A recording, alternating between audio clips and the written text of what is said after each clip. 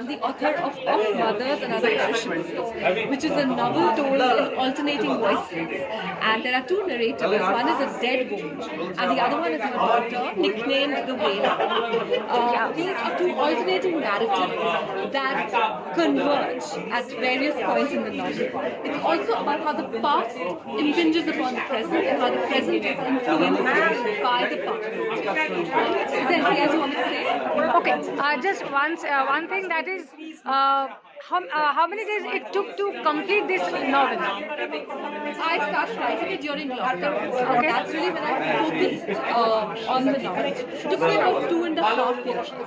And I researched from my own memory and of course from photographs of very closely at photographs to get the nuances of an era correct. So the sarees they wore, the colors, the textures. I wanted to get all of that. I also looked at sarees. I looked at all of that to create the universe of the novel. Very good.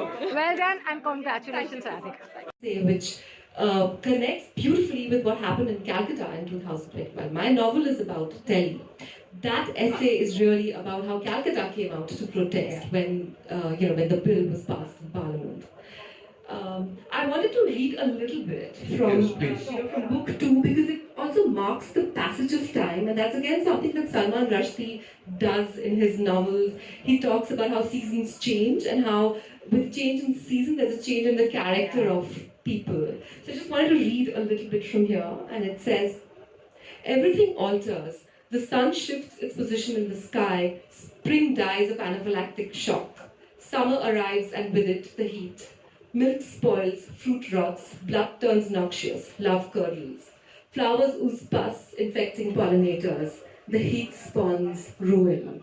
So you know from this point onwards in the book that things are going to turn ominous for the family in question. I just thought I'd add that. Yes, Julie wants to say something. I just wanted to point out that when Ashok see, you guys, when you read the novel and when you think of perhaps some of the things that we've said, you might think, what was she saying? What was he saying? Does this really fit the bill? That's what makes us critical readers. And I think that is something that we can possibly gently push you on track for. One of the things worth remembering, and this has come up again and again, the idea of cyclical time. The idea that life is not always on one track. And that when you remember, it's always to do with time past. And how you bring those aha moments of the time past into the way you envisage your life in the present. So that's one thing I wanted to just push us towards. And the past is jumble. But 35 years later, it is a novel, and I have the right vocabulary for it. I've been able to look at it from the distance of time, and I've been able to allow it to turn into fiction. So the minute your own narrative or your own personal grief turns into fiction, then you're also writing for a larger audience.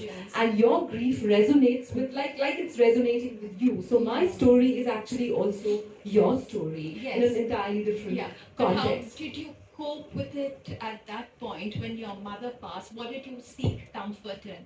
Was it in books, in what kind of authors? And was it any kind of philosophy which gave you comfort? Well, I had my family to turn to begin with. I was very young. I also went to a convent school, so the nuns there were extremely nurturing. And that's really when I discovered the power of the convent school. I used to resent them for the strictness and the fact that they were very particular about our uniforms. We had to wear, our skirts could not be above our knees. But I respected them after my mom passed away. That's when I learned of their love, their true concern for me, and the way they nurtured me and took care of me. I'll never forget that.